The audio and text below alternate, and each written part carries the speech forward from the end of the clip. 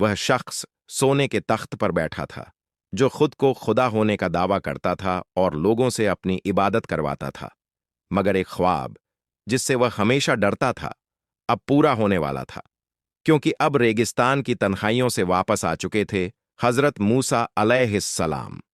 वह मूसा अलैहिस्सलाम जिन्होंने बचपन से ही अपनी कौम का दर्द देखा था। मिस्र की फिजाएं बदलने लगीं और महल को एहसास हो गया कि कोई लौट आया है, और सामने बैठा था वह जालिम, जिसकी जुबान पर सिर्फ एक ही बात थी, मैं ही खुदा हूं।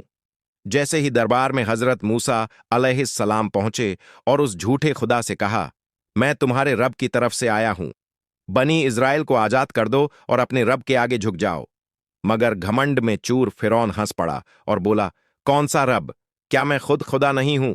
अगर तुम सच्चे हो तो कोई निशानी दिखाओ। और तभी हजरत मूसा अलैहिस्सलाम ने अपनी लाठी जमीन पर फेंक दी। लाठी सांप बन गई। सब लोग पीछे हट गए। दरबार सहम गया और फिरौन अपने तख्त से चिपक गया।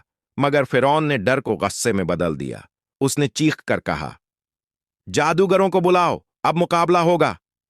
दरबार में हलचल मच गई। मिस्र के बड़े बड़े जादूगर हजरत मूसा अलैहिस्सलाम के सामने आकर खड़े हो गए। एक तरफ रब की ताकत थी और दूसरी तरफ जुल्म की सल्तनत। जैसे ही जादूगरों ने अपनी अपनी लाठियां जमीन पर फेंकीं, वे भी सांप बनकर रेंगने लगीं।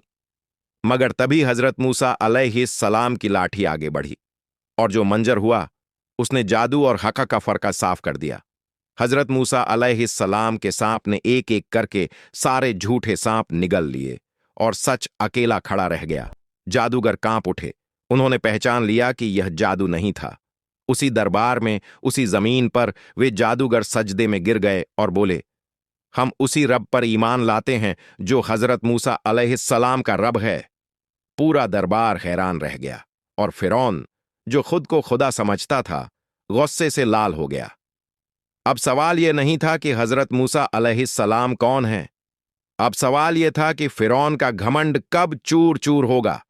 अगर आप इस सच्ची कहानी की खौफनाक सजा देखना चाहते हैं तो कमेंट जरूर करें और इसे आगे भी शेयर करें।